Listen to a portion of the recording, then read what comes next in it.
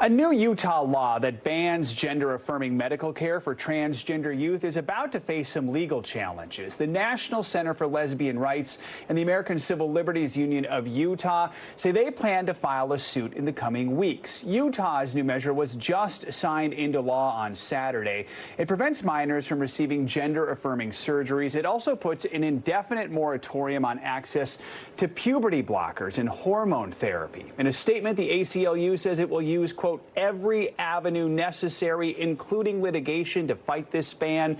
Similar challenges are already underway in Arkansas and Alabama. NBC Out reporter Joe Yurcaba joins us now with more on this. So, Joe, let's walk through this new ban in Utah. First of all, we should note the governor here, a Republican governor, a year ago vetoed a bill that would have banned trans students from playing girls' sports, saying he was worried about suicide at the time. But now he's signed this one.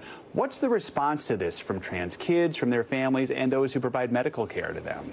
Yeah, the response has been really strong and negative. Trans kids and parents and their parents are really afraid right now. And I think part of that is because this law is really unprecedented in its scope. So it not only bars care for minors, but it also specifically targets providers. For example, it requires them to undergo 40 additional hours of training by an approved organization, is the language the bill uses. And then it will also allow minors who receive care from them to sue them for malpractice until the minor turns 25 if they change their mind about the care. So it's really unprecedented in the way that it both limits care for minors and also targets providers. So this goes further than a lot of the bills that we've seen signed or discussed around the country then. Right. All right. Yeah. Let's talk more about that. The Human Rights Foundation says more than 300 anti-LGBTQ bills were introduced in state houses across the U.S.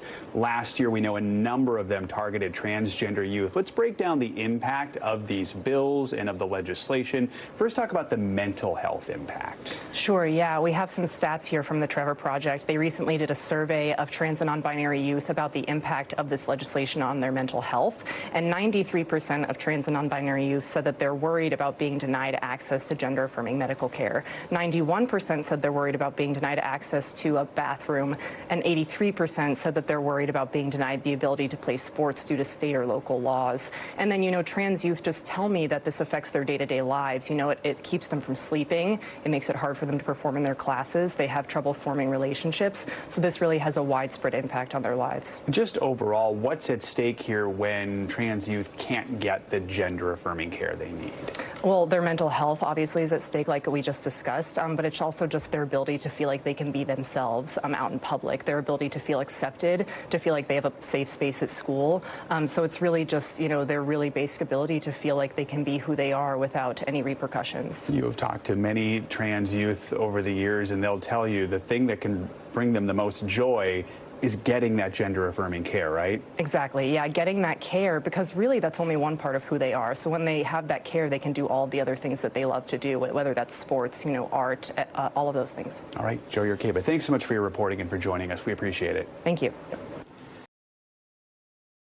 Thanks for watching our YouTube channel. Follow today's top stories and breaking news by downloading the NBC News app.